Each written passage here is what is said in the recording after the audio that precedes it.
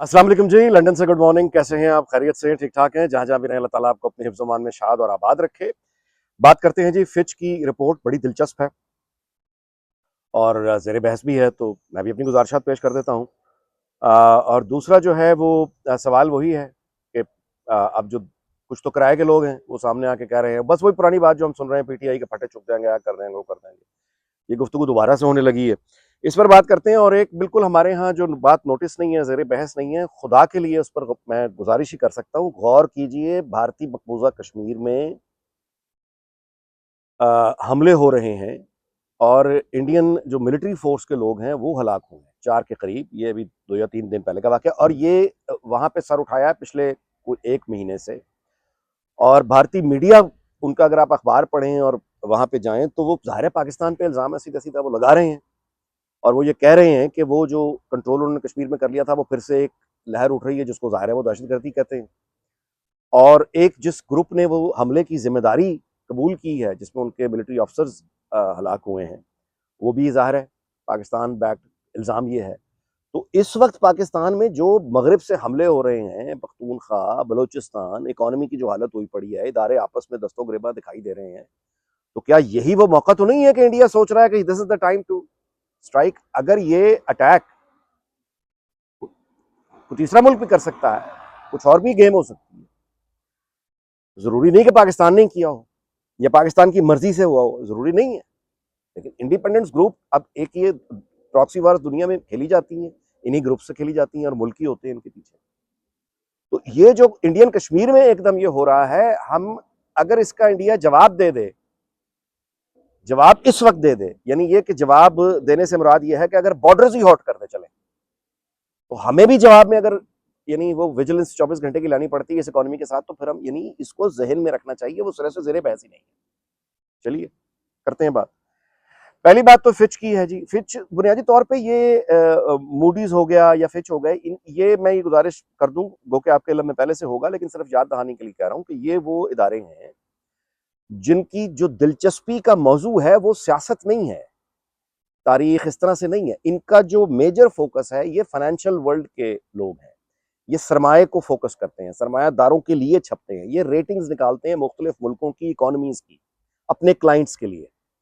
यानी क्लाइंट्स कौन है? बड़ी बिग मल्टीनेशनल्स और बड़े सरमायादार जिन्होंने मुख्तलिफ मुल्कों में सरमायाकारी करनी होती है, ये उनको एड्रेस करके रिपोर्ट दे रहे होते हैं कि फलां मुल्क की इकोनॉमी ये है, फलां की ये है, फलां की ये है, ताकि वो सरमायाकार, यानी इंडिविजुअल तो अब कम ही रह गए हैं, यानी जो कि कंपनीज हैं, उनको पता हो कि हम जिस मुल्क में इन्वेस्ट करने जा रहे हैं वहां के हालात क्या है। तो वो जब सियासत डिस्कस करते हैं, फिच ने जैसे की है, तो वो सियासत डिस्कस नहीं कर रहे, कर वो यानी जो एडवाइस है वो बेसिकली उनकी ऑडियंस वही है, सरमायादार, इन्वेस्टर्स।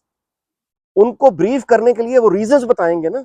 वो रीजंस पॉलिटिकल भी हो सकती हैं, सोशल भी हो सकती हैं, कोई कुदरती मामलात भी हो सकते हैं। जैसे उन्होंने पाकिस्तान के ज़रई शोबे में, एग्रीकल्चर में अगर कोई इन्वेस्ट करना चाहता है, तो उसके लिए उन्होंने एक तरह की तंबीह कर दें या हालात उन्होंने वाजे किए हैं कि यहाँ पे खुश्क साली का, सैलाब का खतरा है, इस सेक्टर में खतरा है।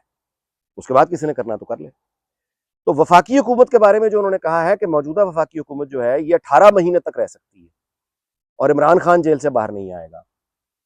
और ये कि मौजूदा वफाकी हुकूमत अगर गिर जाती है, तो उसकी जगह फिर एक टेक्नोक्रेट्स की एक गवर्नमेंट आएगी, जिसको स्टैब्लिशमेंट की पूरी हिमायत हासिल होगी, जैसे गुज़श्ता 1 साल काकर साहब की हुकूमत रही है। तो वो बुनियादी तौर पर अगर आप गौर करें, तो वो एड्रेस इन्वेस्टर को कर रहा है। अब उसमें इन्वेस्टर ने तय करना है कि एक ऐसी वफाकी हुकूमत जिसके बारे में फिच ये कह रहा है कि ये 18 महीने के लिए आई है, तो अगर मैंने इनके साथ कोई बिजनेस करना है, तो वो उस टाइम फ्रेम के अंदर, कि जो 12-14 महीने के अंदर मेरा प्रोजेक्ट कंप्लीट हो जाए। मैं इनके साथ को 5 साल या 3 साल या 4 साल का मंसूबे पर बैठ के वक्त जाया करना है, क्योंकि ये खुद 18 महीने के लिए बैठे। तो ये उसको एडवाइस है।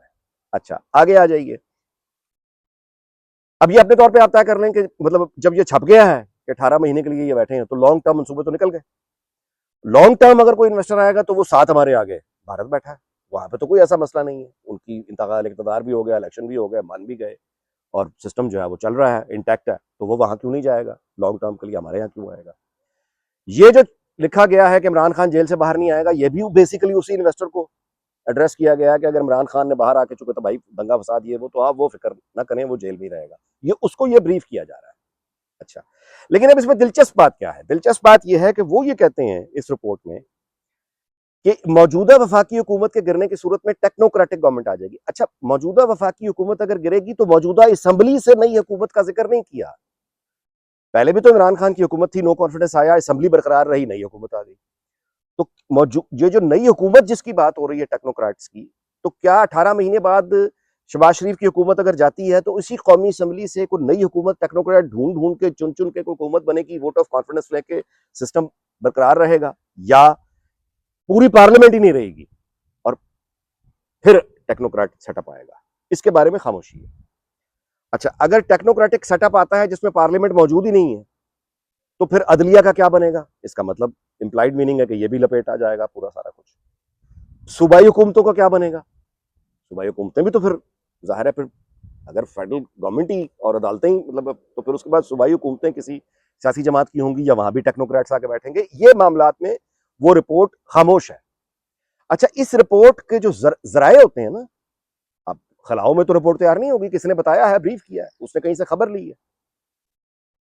तो जो जराए हैं इस रिपोर्ट के, वो जराए उन्होंने ये नहीं बताया, ये क्योंकि इंप्लाइड मीनिंग है। अब इंप्लाइड मीनिंग क्या है कि सिस्टम पूरा लपेट दिया जाएगा और यानी हुकूमतें जो है वो टेक्नोक्रेट्स की कायम कर दी जाएंगी, यही मतलब निकलता है इसका। अच्छा, अब आगे आइए, अगर आपको लॉन्ग टर्म इन्वेस्टमेंट करना चाहते हैं बाय द वे, तो फिर इन सारे हालात को देख के आप कितना इंटरेस्टेड होंगे ये अपने आप से पूछ लीजिए। दूसरी बात जो मैं गुजारिश करना चाह रहा था वो है सख्ती की कि ये कर देंगे वो देखिए जी, बात यह है कि अक्टूबर 2022 में वो वाहिद पाकिस्तान की तारीख है कि DGISI को खुद प्रेस कॉन्फ्रेंस करनी पड़ी, लेकिन ये हुआ उसके करीब 8 महीने के बाद, 9 मई हो गया 2023 में, 14 महीने के करीब उसको भी हो गए हैं। अब उसके बीच में जो सख्ती होनी थी, वो जो रिपोर्ट हुआ, वो अब उसमें मैं क्या तफसील करूं। इमरान खान और बुशरा बीबी वो ऑलरेडी जेल में है। बल्ले का निशान उनके पास नहीं था हालिया इंतखाबात में, तो बल्ले का निशान देखने को कहीं मौजूद ही नहीं था जिस पर स्टैंप होती, और मुख्तलिफ ज़ाहिर है कि दर्जनों डिफरेंट निशानात अलॉट कर दिए गए, लेकिन लोगों ने वो निशानात ढूंढे और वोट दे दिया। तो बल्ले पर जो पाबंदी है वो नतायज नहीं रोक सकी, नतायज बहरहाल दूसरे आ गए। पूरी पार्टी पर पाबंदी लगा दें तो इसका, अब मैं ये कोई तंज नहीं कर रहा, मैं यानी सही या गलत होने की बहस में भी इस वक्त नहीं जा रहा, मैं सिर्फ इतना कह रहा हूं, हकीक संजीदगी से समझने की कोशिश करें ना, कि फर्ज किया ये पार्टी बैन या हम सबक सिखा देंगे, अब इसके बीच में क्या क्या आएगा। मौजूदा सुप्रीम कोर्ट जो है, इसमें चीफ जस्टिस काजी ने अपना ये इख्तियार खुद ही हवाले कर दिया है, अपना इख्तियार खत्म करके, यानी जो अकेला चीफ जस्टिस बेंच तश्कील दिया करता था, अब वो ये काम काजी साहब नहीं कर सकते, उनको अपने साथ 2 मोस्ट सीनियर जजेस रखने होंगे, फिर बेंच तश्कील पाएंगे। वो 2 सीनियर मोस्ट जजेस कौन से हैं, दुनिया वाकिफ है। तो इस सूरत हाल में सुप्रीम कोर्ट से ये स्टैंप ले लेना कि फलां जमात जो है PTI के लिए कि जी ये मतलब नहीं है, ये मेरी समझ से बाहर है, कैसे होगा। लेकिन आप फर्ज कर लीजिए कि हो जाता है, किसी तरीके से हो जाता है, निजाम लपेट, PCO आ गया, ये आ गया और ऑफिशियली पाबंदी लग गई, तो उसका मतलब फिर क्या होगा? यानी ये कि क्या वो एक ग्रुप है ना जी, पहले भी बल्ला उनका चला गया, मुख्तलिफ उनको निशान मिले, वो उनको फॉलो करता रहा। PTI अपना नाम बदल लेगी, परचम बदल लेगी, स्टिकर बदल लेगी, लेकिन इसका मतलब और क्या होगा? मतलब ज़राया अबलाग पर पाबंदी हो जाएगी, वो पहले भी रही है, सोशल मीडिया मौजूद है, वहां हो कुछ नहीं सकता।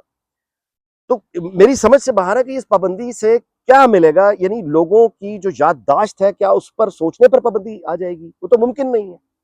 दिली जज्बात पर पाबंदी लग सकती है, मुमकिन नहीं है। गुफ्तगू पर, समाजी महफिलों में पाबंदी लग जाएगी, मुमकिन नहीं है। सऊदीया जैसी मुमलिकत नहीं है, कोई अथॉरिटी, बादशाह नहीं है कि वो बिल्कुल ही स्त्री फेर दे, ये ताकत किसी के पास वहां पे है नहीं। तो ये मेरी समझ से बाहर है कि ये किस तरफ करेंगे, क्या करेंगे, और ये यानी हासिल क्या कर पाएंगे, मेरी समझ से बाहर है।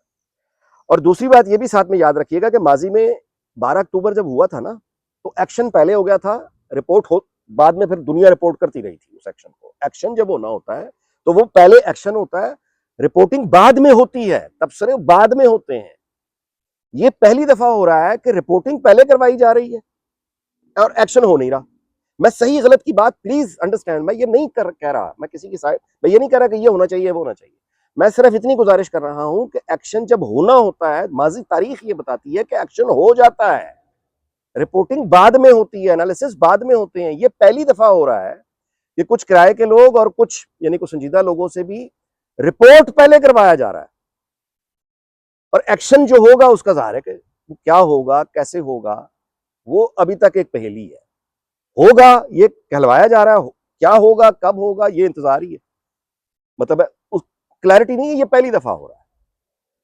अच्छा, आखिरी बात जी मैं गुजारिश करना चाहूंगा कि कश्मीर में मेरा मकसद वो कुछ जलती पे तेल फेंकना कभी भी नहीं होता, ना ही खौफजदा करना होता है। मैं सिर्फ एक सवाल उठा देता हूँ, आगे आपकी इमेजिनेशन है। वो ये है कि इस वक्त पाकिस्तान में जो अटैक हो रहे हैं, टीटीपी के अटैक हैं, दाइश है, जो जो भी टेररिस्ट नेटवर्क है पख्तूनख्वा बलूचिस्तान में, उसकी प्रेजेंस है। वो रोजाना पे बुनियाद पर हमले हो रहे हैं, हमारे लोग शहीद हो रहे हैं, हमारे जवान शहीद हो रहे हैं। अच्छा, स्टेट के जो इंस्टीट्यूशन हैं उनके बामी ताल्लुकात कैसे हैं, मैं अब क्या कहूँ, इस वक्त क्या है। तो पूरी रियासत और पूरी कौम आपस में उलझी हुई है, यानी लड़ाई जैसे खानदान में पड़ी होती है, कोई दूसरे की शक्ल देखने को तैयार नहीं। और हमले हो रहे हैं मगरिब से, इकोनॉमी का कुछ अंदाजा नहीं। ऊपर से अगर इंडिया बॉर्डर्स हॉट कर देता है, यानी कश्मीर में वहां इस वक्त देखिए मोदी आया है, प्राइम मिनिस्टर बना तीसरी मरतबा थिन मेजोरिटी के साथ, उसकी वो मेजोरिटी उसको नहीं मिल सकी। तो क्या आपके ख्याल में मोदी अपनी पुरानी ताकत, पुरानी ग्लोरी, वो पुरानी सपोर्ट वापस लाने की कोशिश नहीं करेगा? कोशिश करेगा ना कि उसको पहले जैसी सपोर्ट मिले, कांग्रेस उसके लिए खतरा ना बने। तो अब इन हालात में अगर कश्मीर से वो कोई कुछ अपनी कौम को, अपने मुल्क को कोई तोहफा देने में कामयाब हो जाता है, यानी पॉपुलिस्ट क्या करता है, वो देख रहे हैं पाकिस्तान फंसा हुआ है इसमें, तो वो एनिमी स्टेट है ना, वो स्ट्राइक करेगा मुश्किल में देखकर कि यही वक्त है। अच्छा, वो सिर्फ बॉर्डर्स ही हॉट कर देते हैं, हमें जवाब में बॉर्डर्स हॉट करने पड़ेंगे।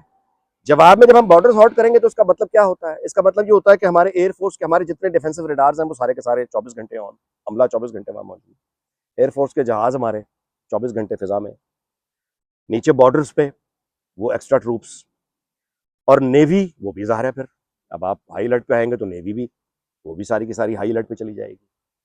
तो जब हाई अलर्ट पे तीनों फोर्सेस चली जाएंगी तो भाई पैसा लगता है इस काम में, मुफ्त में नहीं जाया करती। यानी वो जो नॉर्मल बजट है हालत अमन वाला, उसमें दुगना तिगना 4 गुना इजाफा हो जाएगा। उस वक्त जिस वक्त मगरिब से ये अटैक हो रहे हैं, उस वक्त जिस वक्त पता ही नहीं चल रहा पिंडी इस्लामाबाद में कि होना क्या है, जो इंचार्ज लोग बैठे हुए हैं मालूम इस वक्त, यानी मैंने बताया ना, लड़ाई जारी है, खत्म नहीं हो रही। खत्म तब होगी जब एक फरीक हारेगा दूसरा जीतेगा, वो दिखाई नहीं दे रहा उस तरह। तो आपस में दस्तों गिरेबां हुई हुई कौम, मगरिब से अटैक हो रहे हैं इस वक्त, अगर हमें ये कश्मीर और ये इजाफी खर्चा पड़ गया हाई अलर्ट पे जाने का, तो वो कहां से होगा? ये है वो सवाल जिनको मैं हैरान होता हूं कि सिरे से जेरे बहस ही नहीं है, जेरे बहस ही नहीं है। बहरहाल हम तो दुआ ही कर सकते हैं, और बिल्कुल दुआ करनी चाहिए, और हम दुआ करेंगे कि अल्लाह ताला पाकिस्तान को, उसके तमाम हमसायों को दुनिया भर को शाद और आबाद रखे, और हालत अमन में हम आए, और अल्लाह ताला हमें अक्ल सलीम दे कि हम आपस की लड़ाइयाँ छोड़ के दाएं और बाएं देखें कौन से खतरात हैं जो सबको ही खाने आ रहे हैं। उनके नज़दीक कोई इदारा, उनके नज़दीक कोई फ़िरका, उनके नज़दीक कोई कौमियत, उनके नज़दीक किसी रंगो रूप, इसकी कोई पॉलिटिकल पार्टी, कोई उनके नज़दीक सब के सब पाकिस्तानी होंगे और सब के सब दुश्मन होंगे। बस फिर देख लीजिए। बहरहाल दुआ यही कि अल्लाह ताला पाकिस्तान और तमाम इंसान दुनिया भर को शाद और आबाद रखे। आपसे इजाज़त चाहता हूँ, अगले वीडियो में मुलाकात होगी। अपना बहुत ख्याल रखिएगा। अल्लाह हाफ़िज़।